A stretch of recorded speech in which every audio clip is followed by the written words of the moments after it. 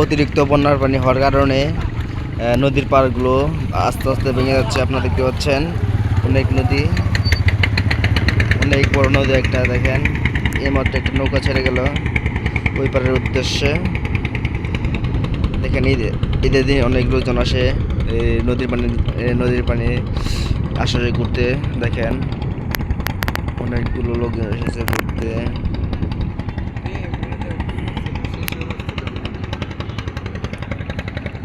দেখেন নদীতে অনেক প্রচুর ধার পানি এখন পানি প্রচুর পরিমাণে